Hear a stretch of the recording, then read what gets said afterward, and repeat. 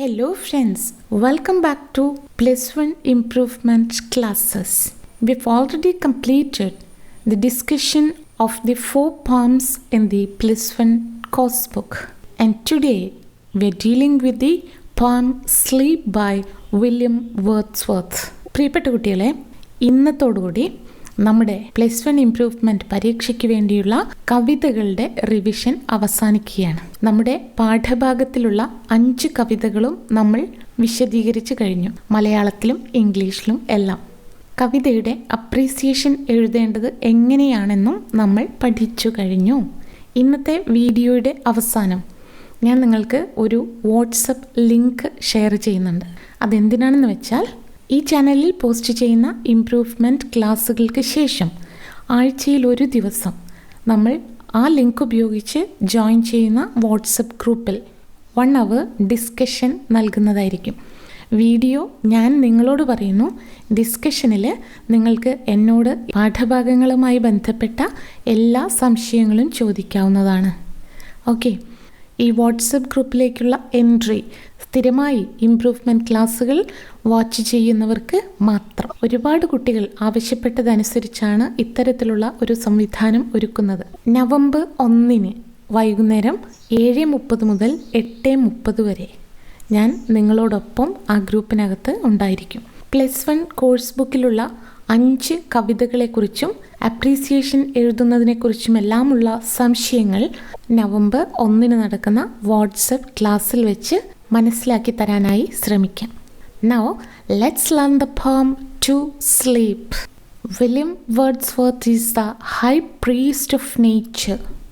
Daffodils പൂക്കൾ വിടർന്നു നിൽക്കുന്ന മനോഹാരിത, മഴവില്ലിൻ്റെ 7 അഴക്, ഇങ്ങനെ നയനമനോഹരമായ പ്രകൃതി കാഴ്ചകൾ വായനക്കാരൻ്റെ മനസ്സിൽ വരച്ചിടാൻ വേർഡ്സ്വർത്ത് എന്ന പ്രകൃതിയുടെ ആരാധകന് കഴിഞ്ഞിട്ടുണ്ട്. പ്രകൃതിയെ ഒരു സുഹൃത്തായും വഴികാട്ടിയായും ഫിലോസഫറായും എല്ലാ വിഷമങ്ങളിൽ നിന്നും മുക്തി നൽകുന്ന ശക്തിയായും വേർഡ്സ്വർത്ത് ചിത്രീകരിച്ചിട്ടുണ്ട്. ഇന്നത്തെ കവിത ടു സ്ലീപ്പ്. ഉറക്കത്തിനോട് കവി എന്തൊക്കെയാണ് പറയുന്നതെന്ന് നോക്കാം. പേര് സൂചിപ്പിക്കുന്നത് പോലെ ഇത് ഉറക്കത്തെക്കുറിച്ചുള്ള കവിതയല്ല, മറിച്ച് ഉറക്കം ലഭിക്കാത്ത അവസ്ഥയെക്കുറിച്ചുള്ള വേദനാജനകമായൊരു കവിതയാണ്.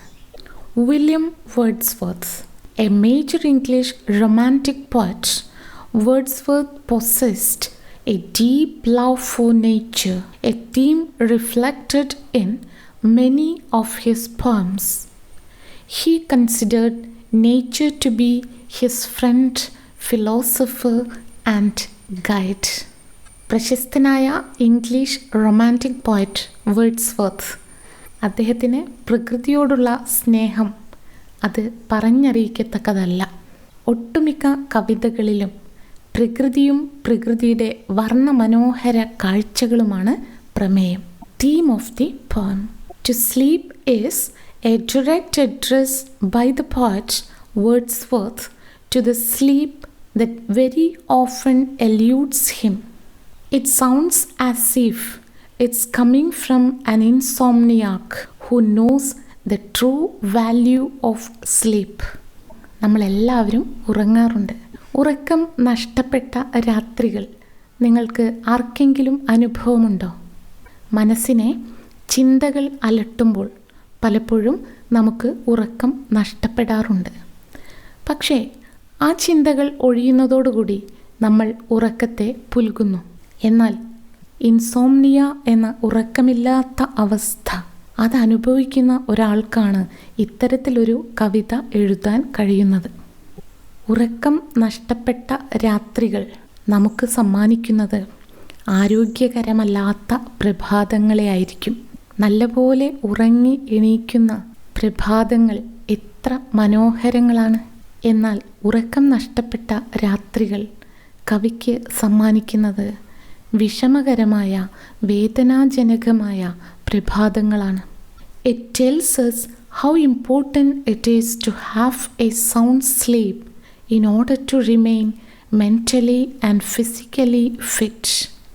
ശരീരത്തെയും മനസ്സിനെയും ഫ്രഷാക്കി സൂക്ഷിക്കുന്നത് നല്ല ഉറക്കമാണ്. ഉറക്കത്തിൻ്റെ ആവശ്യകതയെക്കുറിച്ച് സൂചിപ്പിക്കുന്നതാണ് ഈ കവിത. Summary of the poem. To sleep is not about sleep, but is actually about sleeplessness. പേര് സൂചിപ്പിക്കുന്നത് പോലെ ഉറക്കത്തെക്കുറിച്ചുള്ള കവിതയല്ല, മറിച്ച് ഉറക്കമില്ലായ്മയെക്കുറിച്ചുള്ള കവിതയാണ്. Wordsworth was listing the various ways he has tried to lull himself to sleep, all to no avail. The poet knows that soon he will hear the birds singing outside and know that he will never get to sleep, and it will be time to get up and go about his daily life again. ഉറക്കം വരാനായി പ്രകൃതിയിലെ മനോഹര കാഴ്ചകളും ശബ്ദങ്ങളും ഓർത്തെടുക്കുകയാണ് കവി. അദ്ദേഹത്തിന് അറിയാം, ഇങ്ങനെ ഉറക്കമില്ലാതെ തുടർന്നാൽ ഉടനെ തന്നെ പ്രഭാതമാകും. തൻ്റെ തോട്ടത്തിൽ നിന്നും പ്രഭാതത്തിൽ വരുന്ന പക്ഷികളുടെ മനോഹരമായ ശബ്ദം കേൾക്കും. അദ്ദേഹവും പുതിയ ഒരു ദിവസത്തെ വരവേൽക്കേണ്ടതായി വരും. In order to sleep, he has thought of romantic sights like the flock of sheep moving leisurely, the sound of rain, bees murmuring, fall of rivers, wind and pure sky. തുടർച്ചയായി 2-3 രാത്രികളിൽ ഉറക്കം നഷ്ടപ്പെട്ടപ്പോൾ ഉറക്കം വരാനായി കവി അദ്ദേഹത്തിന് ഏറെ ഇഷ്ടമുള്ള പ്രകൃതിയിലെ മനോഹരങ്ങളായ കാഴ്ചകളെയും ശബ്ദങ്ങളെയുമെല്ലാം മനസ്സിലേക്ക് കൊണ്ടുവരുന്നു. ഒന്നിനു പുറകെ ഒന്നായി നടന്നു നീങ്ങുന്ന ആട്ടിൻകൂട്ടം, മഴയുടെ ശബ്ദം, തേനീച്ചകളുടെ മർമറിംഗ് സൗണ്ട്, പുഴ ഒഴുകുന്നതിൻ്റെയും കാറ്റ് വീശുന്നതിൻ്റെയും ശബ്ദം, മനോഹരമായ ആകാശം, ഈ കാഴ്ചകളെല്ലാം ഒന്നിനു പുറകെ മറ്റൊന്നായി കവിയുടെ മനസ്സിലേക്കിങ്ങനെ വന്നു. പക്ഷേ ആ കാഴ്ചകൾ പോയി മറഞ്ഞു എന്നല്ലാതെ അദ്ദേഹത്തിനെ ഉറക്കം മാത്രം കടാക്ഷിച്ചില്ല. This night is going to end soon with the songs of small birds. The cry of cuckoos will soon be heard. The poet says that he couldn't win sleep by any secret way. പ്രകൃതിയുടെ മായ കാഴ്ചകളും ശബ്ദങ്ങളുമെല്ലാം ഓർത്ത് കിടന്നെങ്കിലും ഉറക്കം കവിയെ കൈവിട്ടു. പ്രഭാതത്തിലെ കിളികളുടെ ശബ്ദം തൻ്റെ തോട്ടത്തിൽ നിന്നും ഉടനെ ഉയർന്നു വരും എന്ന് കവിക്ക് അറിയാമായിരുന്നു. കുയിലിൻ്റെ ശബ്ദം അതിമനോഹരമാണ്. എന്നാൽ ഉറക്കമില്ലാത്ത ഒരു രാത്രിക്ക് ശേഷമുള്ള കുയിലിൻ്റെ ശബ്ദത്തെ ഒരു വിലാപമായിട്ടാണ് കവിക്ക് തോന്നുന്നത്. വിഷമിച്ചിരിക്കുന്ന അവസ്ഥയിൽ മഴ പെയ്യുമ്പോൾ നമ്മൾ പറയാറുണ്ട്, നമ്മുടെ വിഷമം കണ്ട് പ്രകൃതിയും നമ്മോടൊപ്പം ചേരുന്നു എന്ന്. സാധാരണഗതിയിൽ പ്രകൃതിയെ അത്രമേൽ സ്നേഹിക്കുന്ന കവി പ്രഭാതത്തിൻ്റെ എല്ലാ മനോഹാരിതയും ആസ്വദിക്കുന്ന കൂട്ടത്തിലാണ്. എന്നാൽ ഉറക്കമില്ലാത്ത രാത്രികൾക്ക് ശേഷമുള്ള പ്രഭാതം അദ്ദേഹത്തെ വേദനിപ്പിക്കുന്നു. പക്ഷികളുടെ മനോഹര ശബ്ദം അദ്ദേഹത്തിന് ആസ്വദിക്കാനാവുന്നില്ല. He is so sad that since sleepless for the last 3 days, he couldn't enjoy the pleasures of morning. He addresses sleep as the dear mother of fresh thoughts and joyous health. ഉറക്കം വരാത്തതിൽ വിഷമമുണ്ട്. അതിനേക്കാൾ കവിയെ അലട്ടുന്നത് പ്രകൃതിയുടെ മനോഹാരിത ആസ്വദിക്കാനാവുന്നില്ലല്ലോ എന്നതാണ്. അദ്ദേഹം ഉറക്കത്തെ അഭിസംബോധന ചെയ്യുന്നത് dear mother of fresh thoughts and joyous health, നല്ല ചിന്തകളുടെയും ആരോഗ്യത്തിൻ്റെയും സന്തോഷത്തിൻ്റെയും അമ്മ എന്നാണ് കവി ഉറക്കത്തെ വിശേഷിപ്പിക്കുന്നത്. ശരിയല്ലേ? വളരെ നല്ല ഒരു ഉറക്കത്തിന് ശേഷം നമ്മുടെ ചിന്തകളെല്ലാം എത്ര നല്ല രീതിയിലാണ് പ്രവർത്തിക്കുന്നത്. സുഖകരമായ ഒരു ഉറക്കത്തിന് ശേഷം ഉണർന്നെഴുന്നേൽക്കുന്നത് തന്നെ എത്ര മനോഹരമാണ്. പ്രഭാതത്തിൻ്റെ ഊർജം മുഴുവൻ ആവാഹിച്ചുകൊണ്ട് ആ ദിവസം നമുക്ക് ഏറെ സന്തോഷത്തോടുകൂടി ജീവിക്കാൻ പറ്റും. ഈ ഒരു അസുലഭ ഭാഗ്യമാണ് പാവം കവിക്ക് ഇല്ലാതെ പോയത്. അതുകൊണ്ട് തന്നെ ഉറക്കത്തോട് അദ്ദേഹം അപേക്ഷിക്കുകയാണ്, ദയവ് ചെയ്ത് എൻ്റെ അടുത്തേക്ക് വരൂ, നല്ലൊരു ഉറക്കം എനിക്ക് സമ്മാനിക്കൂ എന്ന്. Poetic devices. The first part of the poem is full of imagery. The flock of sheep leisurely passing one after the other, the falling rain, the murmuring bees, the fall of rivers, white sheets of water, pure sky, smooth fields, twittering birds in the orchard, the melancholy song of the cuckoo, and the mother bringing sweet things to her child are beautiful images in the poem. കണ്ണിനും കാതിനും മനസ്സിനും ആനന്ദം പകരുന്ന തരത്തിലുള്ള പ്രകൃതി വർണ്ണനകളാണ് ആദ്യത്തെ സ്റ്റാൻസയിലുള്ളത്. മക്കൾക്ക് നല്ല ചിന്തകളും ആരോഗ്യവും സന്തോഷവും പകരുന്ന അമ്മയായിട്ടാണ് കവി ഉറക്കത്തെ ചിത്രീകരിച്ചിരിക്കുന്നത്. Personification. The poet uses the device of personification with respect to sleep. He capitalizes "is in sleep" and imagines it to be a human figure that he can converse with. കവി ഉറക്കത്തെ പെർസോണിഫൈ ചെയ്തിരിക്കുന്നു.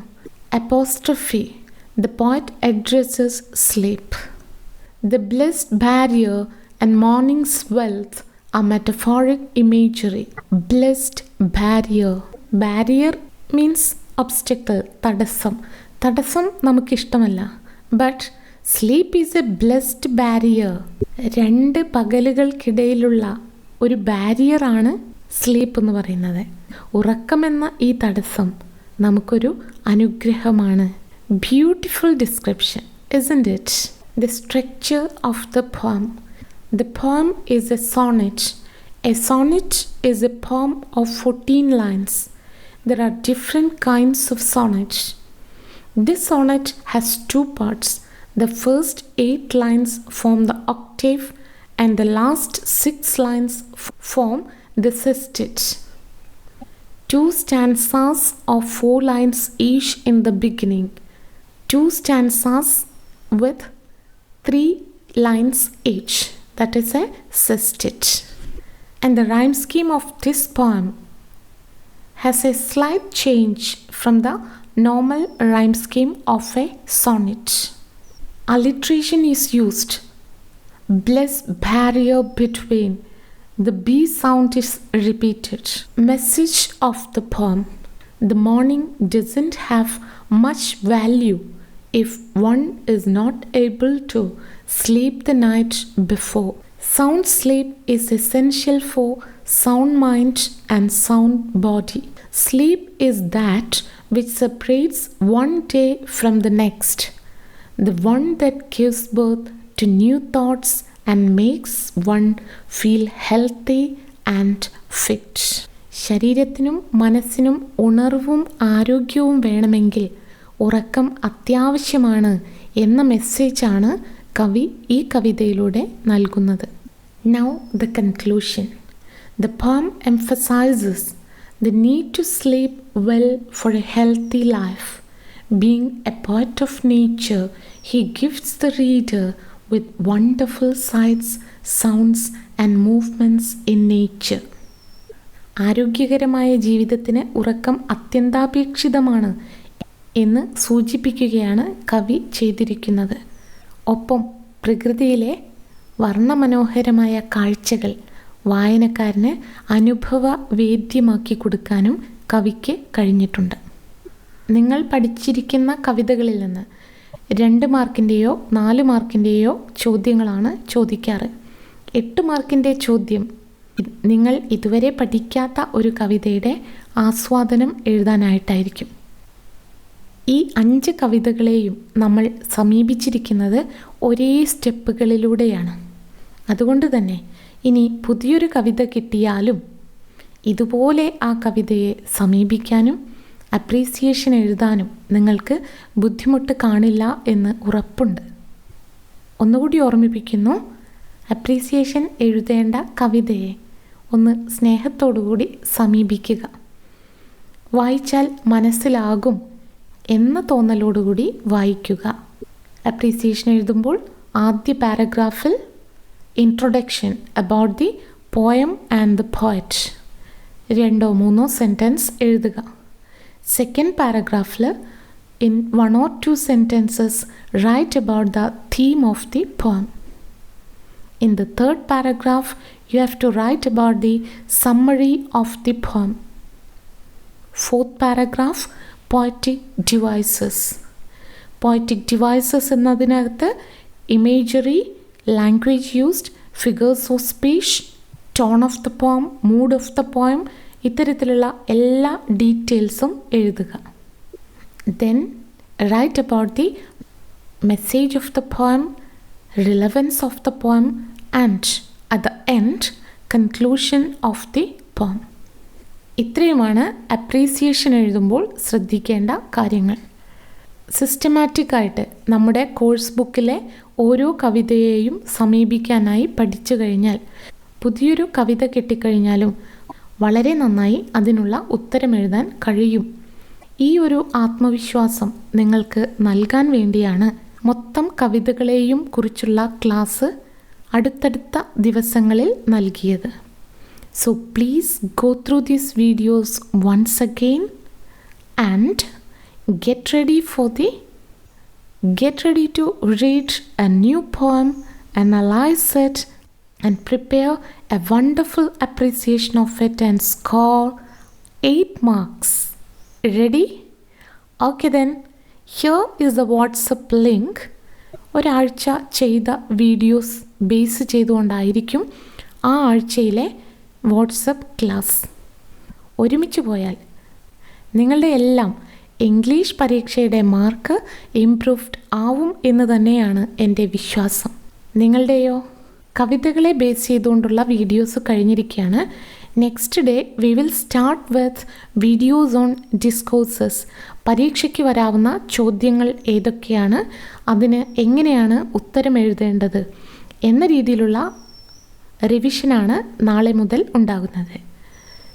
See you then. Bye.